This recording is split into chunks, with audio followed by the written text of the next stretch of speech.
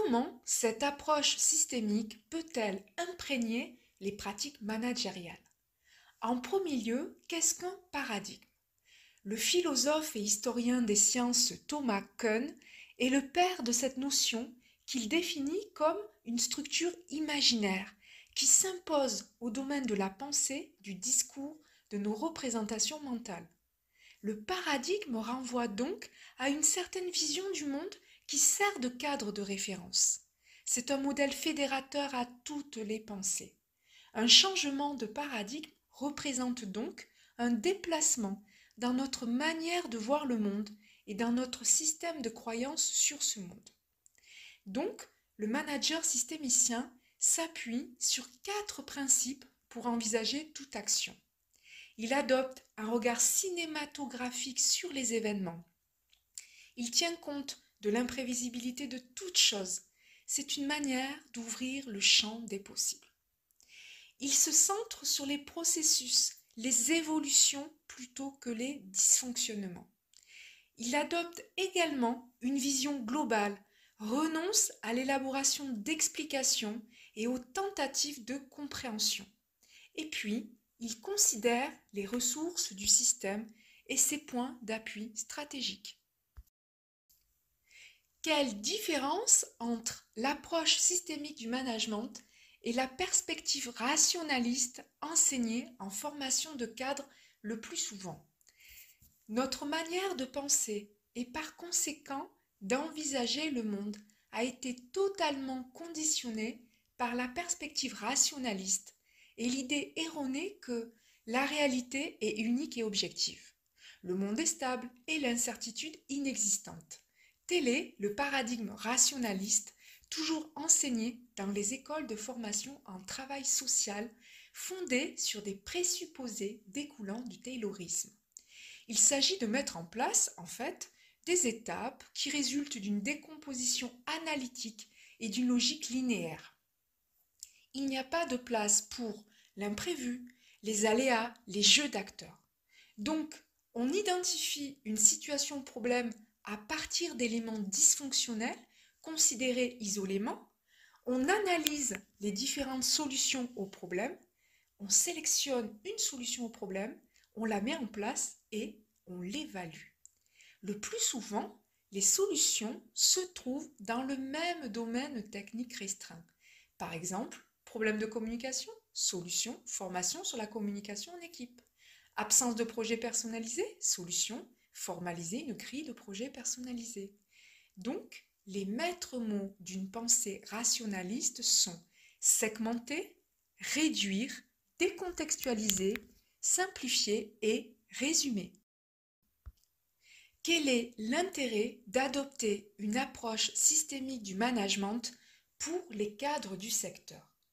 Le management dit classique ne répond pas aujourd'hui aux impératifs d'un environnement de plus en plus complexe.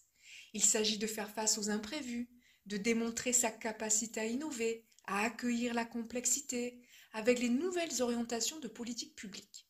Dans tous les cas, notre outillage classique est insuffisant pour penser l'action et nous le verrons créer les conditions d'une coopération en équipe. Pour Dominique Genelot, il s'agit d'envisager l'organisation comme un processus de transformation permanente. Dans tous les cas, l'approche systémique du management convoque notre responsabilité au plan épistémologique. Comment pensons-nous? Car nos représentations, nos modélisations sont des constructions de l'esprit. Et notre responsabilité éthique. Comment vivons-nous et comment vivons-nous ensemble? Quelles sont les caractéristiques d'un management systémique? Le pilotage du processus de changement selon une approche systémique permet aux acteurs de faire leur propre apprentissage. Pour cela, les nouvelles formes d'organisation sont pilotées par les finalités. Elles sont au croisement des valeurs et du sens donné à l'action. Donc, le management systémique consiste à créer les conditions d'une mise en mouvement désirante des acteurs afin qu'ils puissent s'engager dans une dynamique de projet au service des personnes accompagnées. Selon Françoise Kourilski, engager un processus de changement passe non seulement par l'accouchement des désirs des personnes, mais aussi par la mise en lumière de leurs ressources pour parvenir au changement souhaité et souhaitable. Toujours selon Françoise Kourilski, provoquer un changement ne consiste pas à tenter d'éliminer ces dysfonctionnements, mais plutôt en déceler les fonctions utiles pour ensuite les exploiter dans la conduite du changement. Et aucun changement ne peut avoir lieu si les acteurs qui le mettent en œuvre ne lui donnent pas un sens. C'est pourquoi il ne peut qu'être coproduit par tous les acteurs, même s'ils se situent à des niveaux de responsabilité différents selon Philippe Bernoux. Pour résumer, le changement découle d'une nouvelle lecture collective de la réalité. Devoir ou vouloir changer ne suffit pas. Il s'agit plutôt de désirer changer et de savoir changer.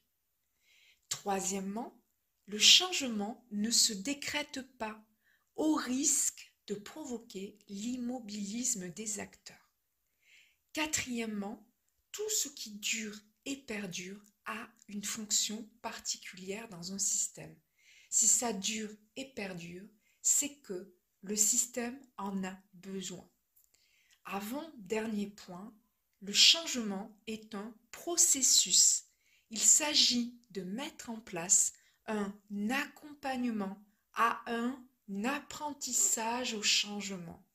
Et puis, dernier point, très important, dernier point déjà énoncé, tout changement considère les points d'appui stratégiques du système.